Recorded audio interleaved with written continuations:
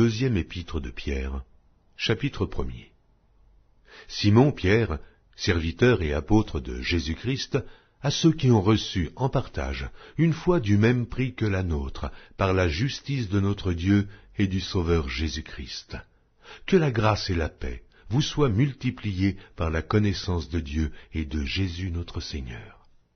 Comme sa divine puissance nous a donné tout ce qui contribue à la vie et à la piété au moyen de la connaissance de celui qui nous a appelés par sa propre gloire et par sa vertu, lesquels nous assurent de sa part les plus grandes et les plus précieuses promesses, afin que par elles vous deveniez participants de la nature divine, en fuyant la corruption qui existe dans le monde par la convoitise. À cause de cela même, faites tous vos efforts pour joindre à votre foi la vertu, à la vertu la science, à la science la tempérance, à la tempérance la patience, à la patience la piété, à la piété l'amour fraternel, à l'amour fraternel la charité.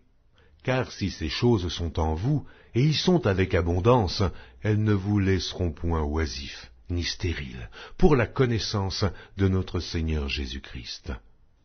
Mais celui en qui ces choses ne sont point est aveugle. Il ne voit pas de loin, et il a mis en oubli la purification de ses anciens péchés. C'est pourquoi, frères, appliquez-vous d'autant plus à affermir votre vocation et votre élection, car en faisant cela, vous ne broncherez jamais. C'est ainsi, en effet, que l'entrée dans le royaume éternel de notre Seigneur et Sauveur Jésus-Christ vous sera pleinement accordée. Voilà pourquoi je prendrai soin de vous rappeler ces choses, bien que vous les sachiez et que vous soyez affermis dans la vérité présente. Et je regarde comme un devoir, aussi longtemps que je suis dans cette tente, de vous tenir en éveil par des avertissements, car je sais que je la quitterai subitement, ainsi que notre Seigneur Jésus-Christ me l'a fait connaître. Mais j'aurai soin qu'après mon départ, vous puissiez toujours vous souvenir de ces choses.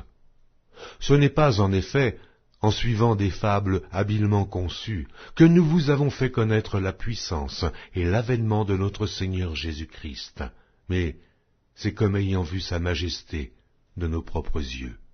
Car il a reçu de Dieu le Père honneur et gloire, quand la gloire magnifique lui fit entendre une voix qui disait « Celui-ci est mon Fils bien-aimé, en qui j'ai mis toute mon affection. » Et nous avons entendu cette voix venant du ciel, lorsque nous étions avec lui sur la sainte montagne.